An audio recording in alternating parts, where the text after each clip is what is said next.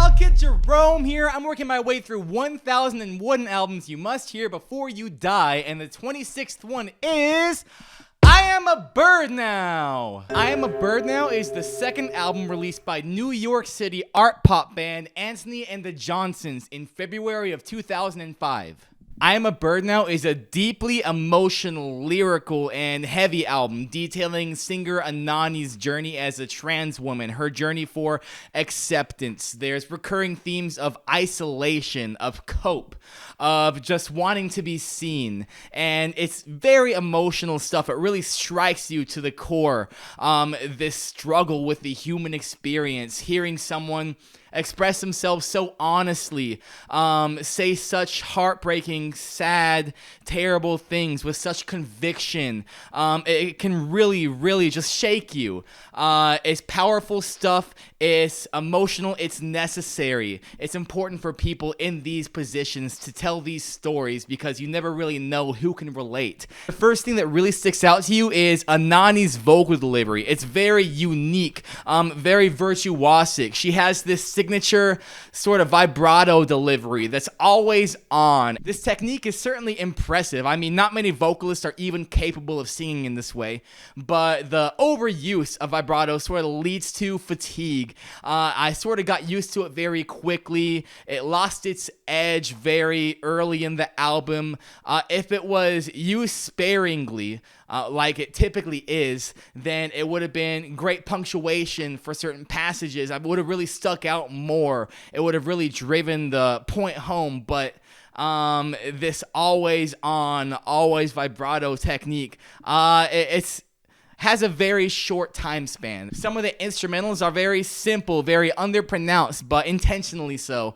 On a couple of the tracks, we only have vocals and piano, like on Hope There's Someone and For Today I Am a Boy. It creates this very sparse texture, this very wide open space that gives Antony plenty of room to grow upon, plenty of room to build her voice on top of, and her limitless potential in this area is best served by these sparse instrumentals. I mean, you really get the impression that there's no ceiling for Antony. There's nowhere she can't go vocally. There's nothing she isn't willing to say lyrically. And these wide open mixes really give her all the space she needs. On Man Is the Baby, Antony's vocals cut out sort of halfway through the song, and then these strings fade in and bring up the energy to this huge climax where Antony is just wailing over these swelling strings, and really just kicking the song up to 110, vocally just going bananas on the track. Spiraling's gentle instrumental mirrors Antony's gentle delivery perfectly.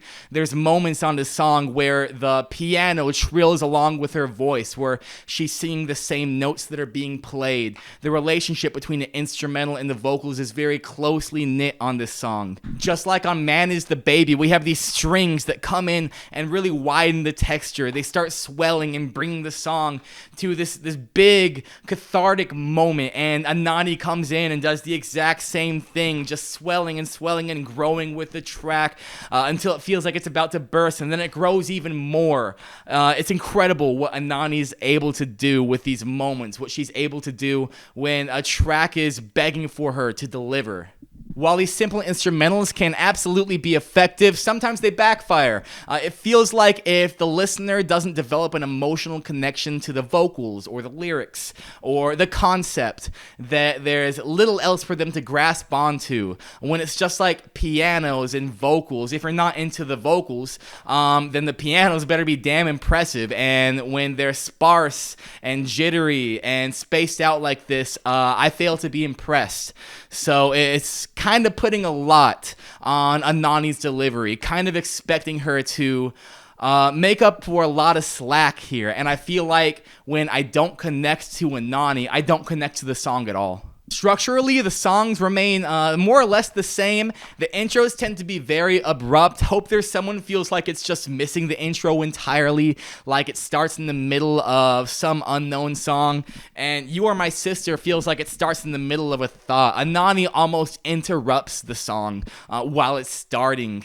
The body of the songs tend to be sort of static. They don't really grow too much throughout. Antony's impressive delivery sometimes peaks, sometimes sort of plateaus during the body. She doesn't really grow too much until the outro of the song, the climax. These are definitely the best moments of the album. The climax of each song is cathartic. It's honestly incredible. Musically, it's beautiful. Vocally, it's inspiring. But it takes a while to get there. And for some of these songs, it's kind of the only good part. So I feel like if all of your tracks are mostly okay and sometimes good, that's going to lower the quality of the album, despite how incredible the peaks are, despite how heart-wrenching the lyrics are, despite how important the story is. There's a lot to be made up for. I Am a Bird Now is a story that absolutely needed to be told. Antony of the Johnsons' vocalist Antony offers her unique perspective as a trans woman in America in the mid-2000s. She uses music to communicate what words otherwise fail to. Some of the tracks fall short musically. Some of them fail to become interesting until the climax. But the lyrics are potent, they're important, and I feel like everyone's better off for listening to an album like this. Some tracks that stood out to me were What Can I Do and Hope There's Someone. I would recommend this album to queer youth and people who are otherwise just searching for acceptance. I'm gonna have to give it a 6 out of 10. Bang. Thank you guys so much for watching. Let me know what you thought about the album in the comments below. Make sure you leave a like if you appreciate what I had to say. That really helps me out. Go ahead and subscribe so you don't miss my next video, where I'm going to be reviewing Deja Vu by Crosby, Stills, Nash & Young. So until then, peace.